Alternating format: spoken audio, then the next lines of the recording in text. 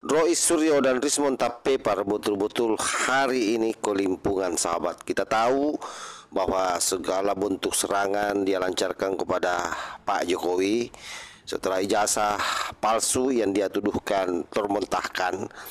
Hari ini ada satu hal yang paling tidak masuk akal yang kembali dia cuapkan ke media sosial, di mana orang yang pernah memuat dulu kelulusan Pak Jokowi masuk di UGM pada tahun 1980-an, yaitu koran Kedaulatan Rakyat, itu dituding oleh Roy Suryo bahwa koran tersebut beritanya palsu. Ya, bukti-bukti itu nanti akan selalu ketemu. Misalnya pertama soal ijazah. Jangan kaget kalau kemudian nanti ternyata ketemu skripsinya. Jangan kaget kalau kemudian ketemu lagi koran kemarin, koran Kedaulatan Rakyat, yang sudah bisa kita pastikan 99% itu adalah palsu. Itu kan upaya Pak Roy, ya saya sebutkan Pak Roy yang gitu ya. Upaya Pak Roy untuk menunjukkan kepada publik bahwa ini loh, mereka itu betapa bohongnya kepada kita, sampai koran pun dimanipulasi, kan gitu kan. Dia kan menebarkan ujaran kebencian lagi itu. Inilah yang menurut kami adalah upaya-upaya kriminalisasi terhadap Pak Jokowi. Bayangkan saja Mbak, suatu hal yang bukan merupakan tindak pidana mau mencoba dipaksakan untuk naik ke penyidikan, sehingga seakan-akan itu adalah tindak pidana. Berita koran itu terblow up ke publik itu merupakan salah satu hasil penyelidikan daripada Mabes Polri. Dan Roy Suryo berani menyangkal itu, bahwa itu adalah berita palsu. Pertanyaannya kemudian, apakah Roy Suryo memiliki dokumen berita asli daripada koran tersebut di tahun 1980? Betul-betul makhluk-makhluk ini semua sepertinya memang kehilangan arah perjuangan dan hampir tidak bisa lagi berbuat apa-apa terkait dengan tuduhannya terhadap Pak Jokowi.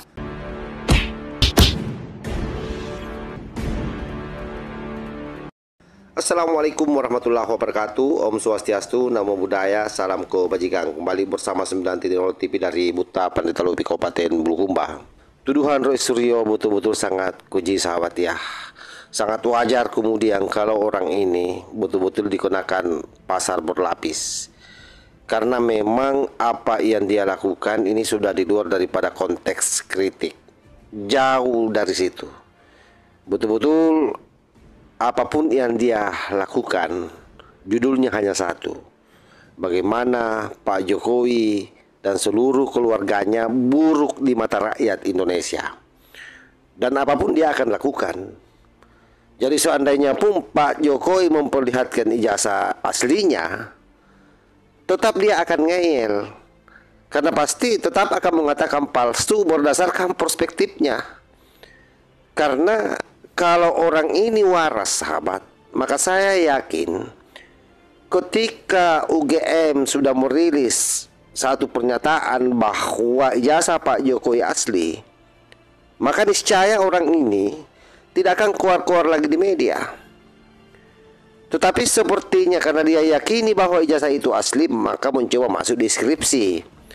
Ketika skripsi terbantahkan, kembali bicara soal lokasi KKN Pak Jokowi, dan itu pun dibantah habis-habisan oleh orang-orang yang tahu persis bahwa Pak Jokowi memang pernah KKN di lokasi tersebut.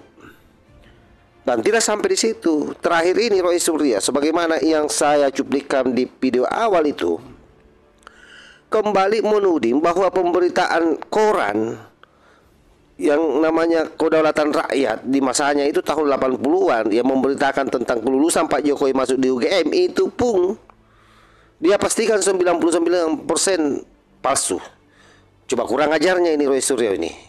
Jadi tidak ada satu pun yang asli yang menurut perspektifnya kalau itu bicara soal Jokowi dan keluarganya. Sehingga dapat kita asumsikan bahwa betul-betul dasarnya orang ini karena kebencian, bukan karena fakta dan data. Artinya yang mencoba dilakukan oleh Roy Suryo sebenarnya ini bukan sekedar bagaimana membuat Pak Jokowi malu, tetapi juga membuat bangsa Indonesia seolah-olah tidak punya daya di depan matanya.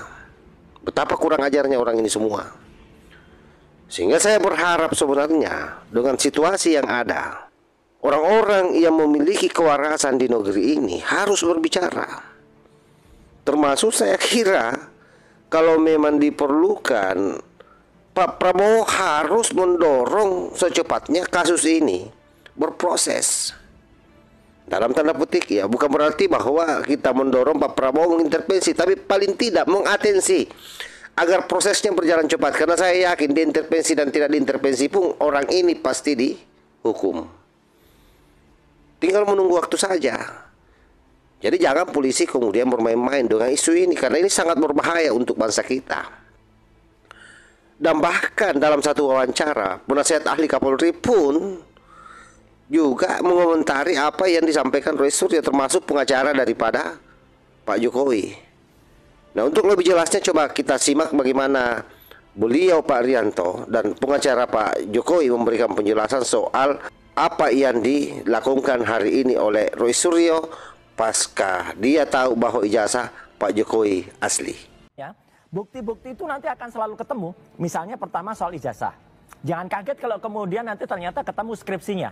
Jangan kaget kalau kemudian ketemu lagi koran kemarin, koran Kedaulatan Rakyat yang sudah bisa kita pastikan 99% itu adalah palsu. Ya. Cari nih, gitu. Mempermasalahkan apa yang Pak Jenderal mau lihat kalimat ini? poso dan puasa. Ya, Puasa. ini Pak Jenderal kan orang Jawa asli nih, Jawa Tengah asli nih. Poso atau puasa tulisannya.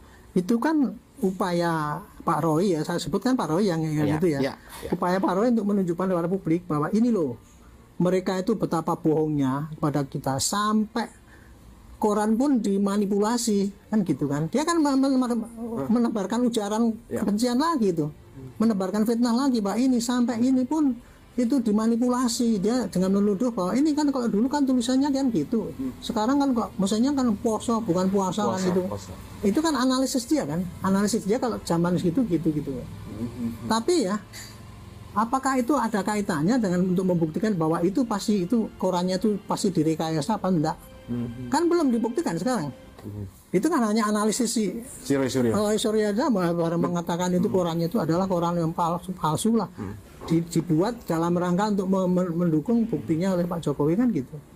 Tapi kalau seandainya dia menimbulkan provokasi seakan-akan tidak mempercayai lagi kepada bukti yang ditemukan oleh Barreskrim itu, kan gitu kan? Iya kan bukti dari Barreskrim. Dari sekian banyak bukti dia cuma mengambil yang itu. Ya itu karena ada kejanggalan kan gitu. Nah, terhadap kejanggalan itu ya nggak apa-apa.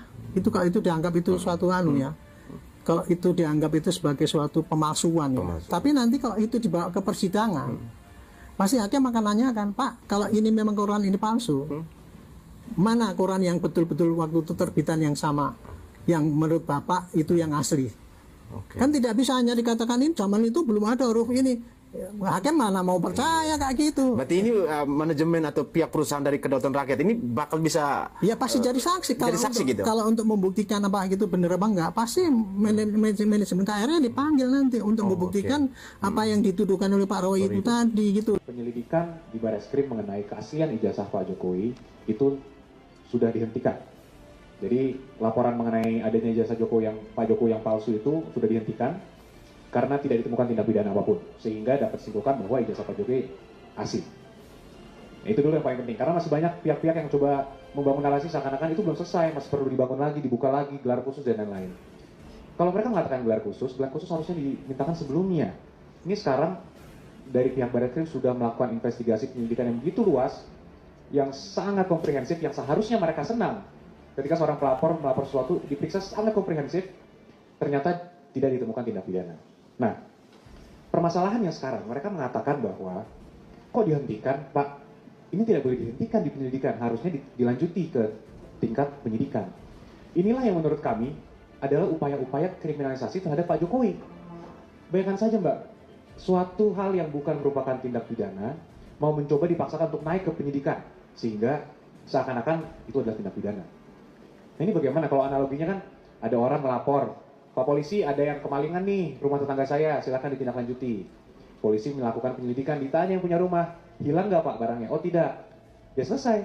Penyelidikannya kan nggak mungkin lanjutin dong ke penyidikan. Dari awal udah jelas tidak ada tindak pidana. Nah ini seakan-akan ada pihak yang lagi mau menyatakan, ini harus ditingkatkan. Kalau itu tidak ditingkatkan, kami tidak puas. Nah inilah yang sangat menyesatkan dan menyedihkan bagi kami. Jadi narasi ini saya kira jelas, sahabat.